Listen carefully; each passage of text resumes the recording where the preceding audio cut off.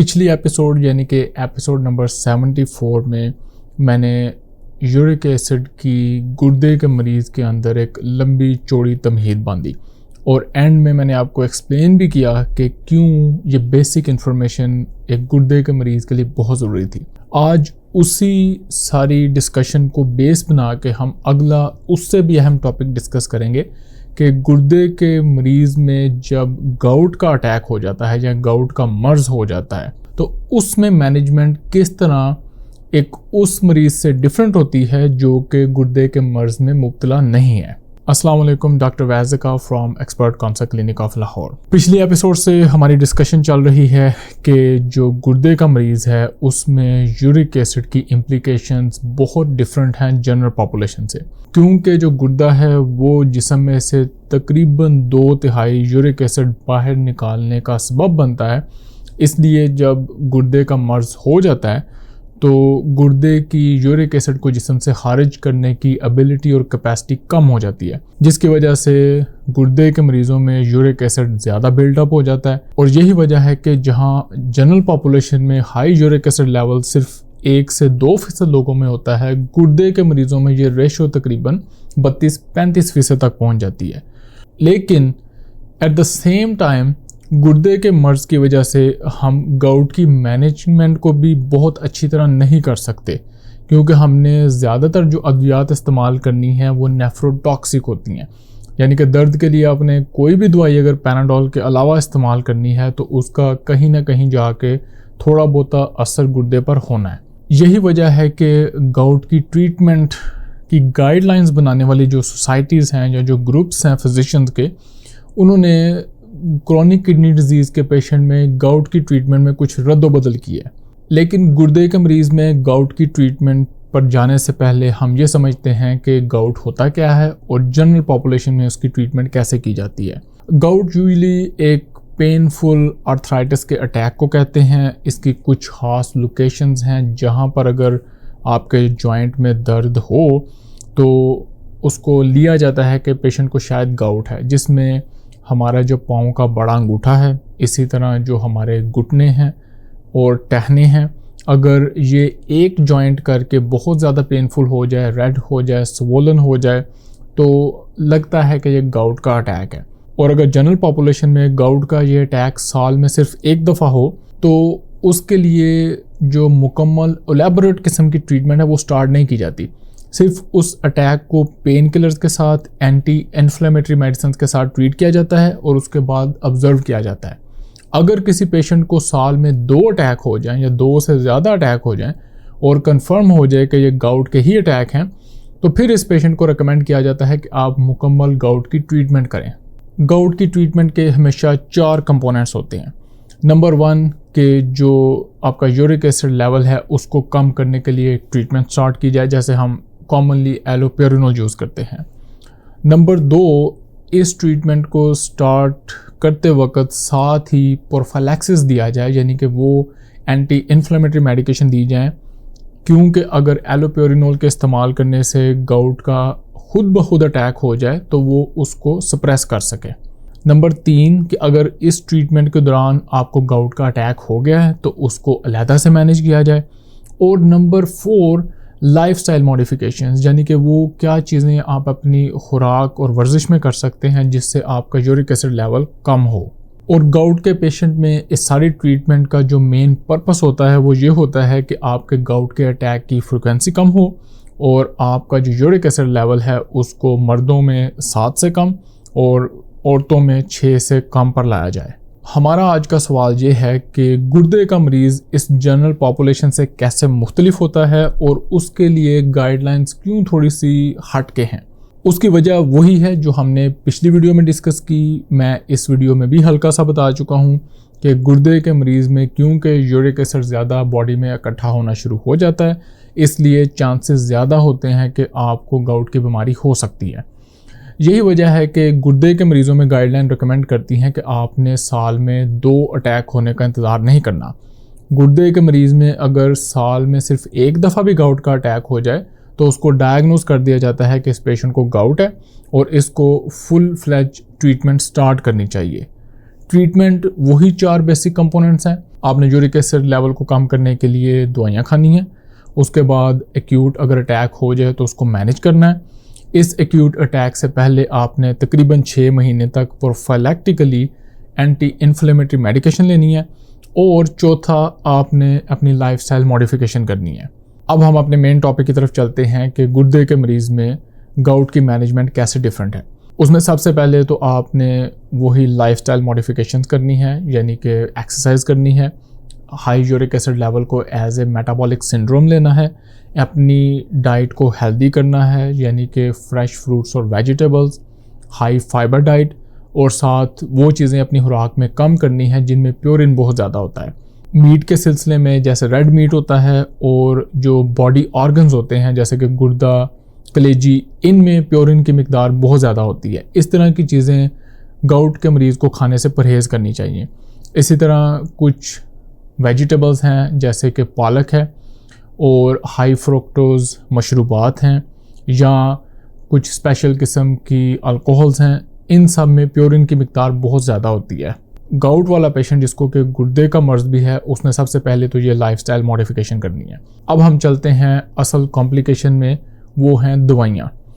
गुर्दे के मरीज़ में क्योंकि दवाइयों के वैसे ही साइड इफ़ेक्ट बहुत ज़्यादा होते हैं, और गुर्दा कमज़ोर होने की वजह से दवाइयों को जिस्म से खारिज करने की कैपेसिटी कम होती है, इसलिए गुर्दे के मरीज़ में हमने दवाइयाँ बड़ी एहतियात से लेकर चलनी होती हैं।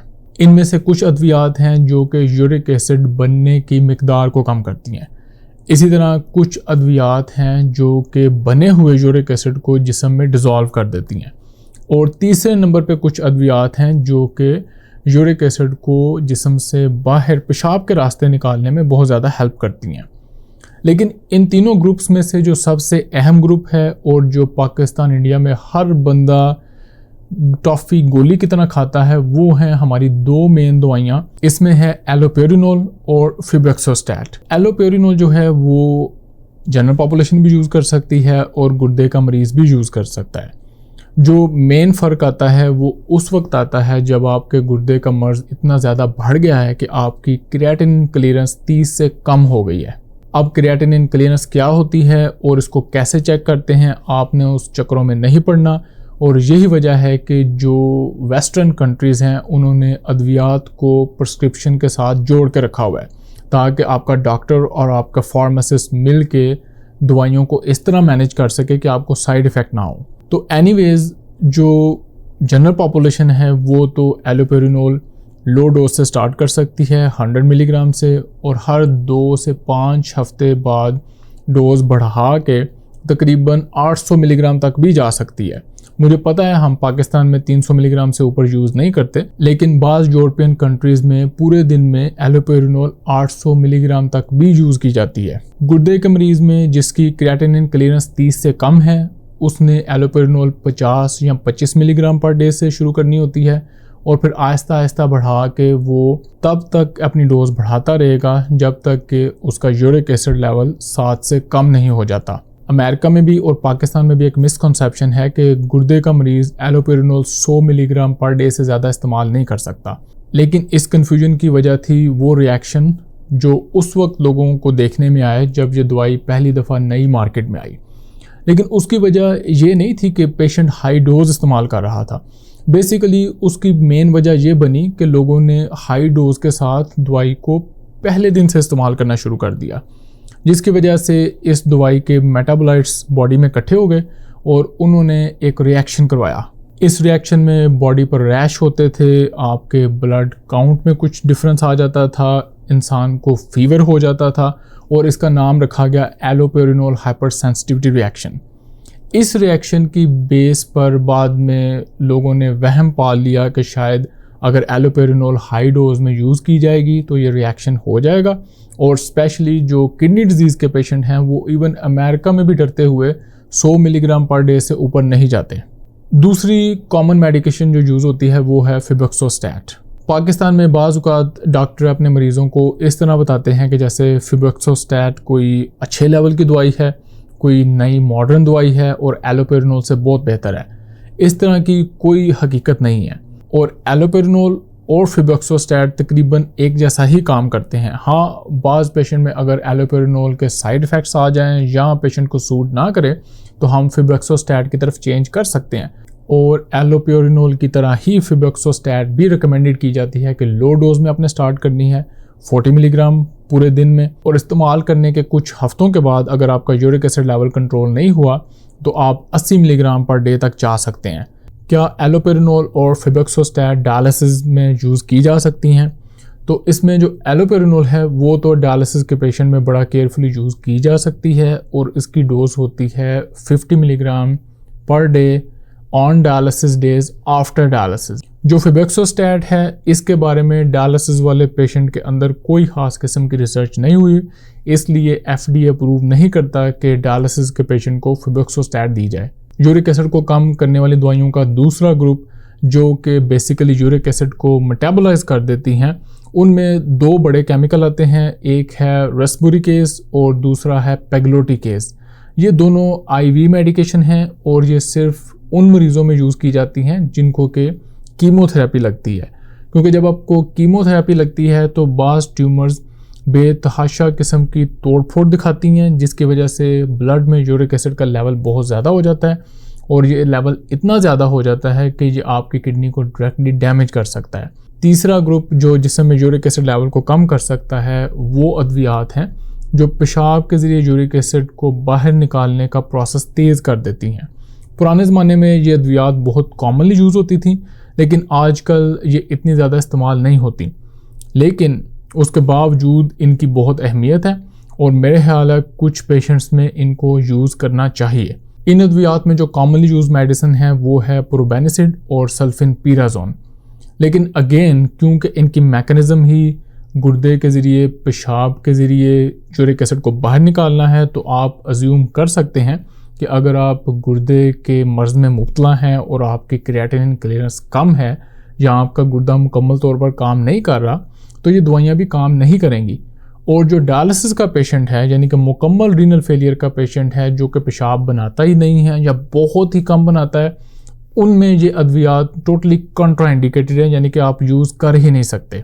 गुर्दे के मरीज़ों में गाउट की मैनेजमेंट में हमने स्टार्ट किया कि लाइफस्टाइल मॉडिफिकेशन करनी है, आपने वो अद्वियात यूज़ करनी है जो कि आपके ब्लड में यूरिक एसिड लेवल को कम करेंगी। और तीसरा जो बड़ा पहलू है गुर्दे के मरीज़ों में गाउट की मैनेजमेंट का वो है एक्यूट गाउटी अटैक की मैनेजमेंट। अब गुर्दे के मरीज़ों में क्योंकि दवाइयाँ बहुत ज़्यादा यूज़ नहीं की जा सकती, या तो उनके साइड इफ़ेक्ट होते हैं या वो जिस्म से खारिज नहीं होती और जिस्म में इकट्ठे होकर प्रॉब्लम करती हैं, और यही वजह है कि गुर्दे के मरीज़ों में गाउट का अटैक एक बहुत बड़ी मुसीबत बन जाता है। नॉर्मली हम गाउट के अटैक में जो दवाइयाँ यूज़ करते हैं वो हैं एनसेड्स, जैसे कि आइबोप्रोफिन या इंडोमेथासिन या टोराडोल। इनकी बहुत ही हाई डोज स्ट्रॉन्ग पोटेंसी में यूज़ की जाती है ताकि जो जोड़ में सोजिश है, इन्फ्लेमेशन है, उसको सप्रेस किया जा सके। और बाज़ औक़ात इन अद्वियात को 1 हफ़्ता या 2 हफ़्ते तक भी यूज़ करना पड़ता है, जो कि एक अच्छी खासी सेहतमंद किडनी को भी डैमेज कर सकती हैं। पर अगर आप पहले ही गुर्दे के मर्ज़ में मुब्तला हैं, आपके गुर्दे का काम पहले ही वीक है, तो ये अद्वियात यूज़ नहीं की जाती। गुर्दे के मरीज़ों में गाउट के अचानक अटैक को सप्रेस करने के लिए, मैनेज करने के लिए जो दवाइयाँ यूज़ की जाती हैं उनमें एक है कोल्चिसिन और दूसरे हैं स्टेरॉइड्स। इनमें से भी प्रेफरेबली स्टेरॉइड्स दिए जाते हैं, लेकिन बाज़ औक़ात क्योंकि गुर्दे के मरीज़ डायबिटीज़ के मर्ज़ में भी मुब्तला होते हैं तो इनमें आप स्टेरॉइड्स भी बड़ा ईजिली यूज़ नहीं कर सकते, क्योंकि स्टेरॉइड यूज़ करते ही आपकी शुगर आउट ऑफ कंट्रोल हो जाती है। ये तो थी वो अद्वियात जो अभी मार्केट में अवेलेबल हैं, लेकिन फ्यूचरिस्टिक पर्सपेक्टिव से कुछ अद्वियात ऐसे भी हैं जो अभी रिसर्च में डेवलप हो रही हैं या जो बहुत ही एक्सपेंसिव हैं। तो बाज़ औक़ात हमें वो अद्वियात भी अवेलेबल होती हैं कुछ बहुत ही बड़े रिसर्च सेंटर्स में, जो कि गुर्दे को अफेक्ट किए बगैर फोकली जाके यूरिक एसिड के इन्फ्लेमेशन के लेवल पे अटैक करती हैं। लेकिन नॉर्मली मार्केट में ये अद्वियात अवेलेबल नहीं हैं, पर अगले 5 से 10 साल में मुझे उम्मीद है कि इस तरह की बहुत ज़्यादा दवाइयाँ मार्केट में अवेलेबल हो जाएंगी, जो कि हमें गुर्दे के मरीज़ों में एक्यूट गाउट के अटैक को सप्रेस करने में हेल्प करेंगी। आज की वीडियो का जो टेक होम है वो ये है कि गुर्दे के मरीज़ में गाउट या हाई यूरिक एसिड लेवल की मैनेजमेंट बहुत ही कॉम्प्लिकेटेड और जनरल पॉपुलेशन से डिफरेंट है। इसकी मैनेजमेंट में सबसे पहले आप अपनी लाइफस्टाइल मॉडिफिकेशन कर सकते हैं, जिससे ना सिर्फ आपके यूरिक एसिड का लेवल बेहतर होगा, आपके गुर्दे का फंक्शन बेहतर होगा, आपका ब्लड प्रेशर बेहतर होगा। आपने इसको बेसिकली मेटाबॉलिक सिंड्रोम की तरह लेना है। लेकिन अगर इन सारी चीज़ों के करने से आपके यूरिक एसिड का लेवल कम ना हो तो आपने परेशान नहीं होना, क्योंकि रिसर्च शो कर चुकी है कि यूरिक एसिड का हाई होना सिर्फ खुराक से रिलेटेड नहीं है, बल्कि बाज़ पेशेंट में कुछ जेनेटिकली ऐसी चेंजेस होती हैं कि उनका जो गुर्दा है वो यूरिक एसिड को जिस्म से बाहर निकालता ही नहीं है, या दूसरे लोगों के मुकाबले में बहुत कम तौर पर निकालता है। तो अब ये जो मरीज़ हैं, ये जितनी मर्ज़ी मेहनत कर लें, जितनी मर्ज़ी एक्सरसाइज कर लें, जितनी मर्ज़ी परहेज़ कर लें, इनका यूरिक एसिड लेवल हाई रहना है।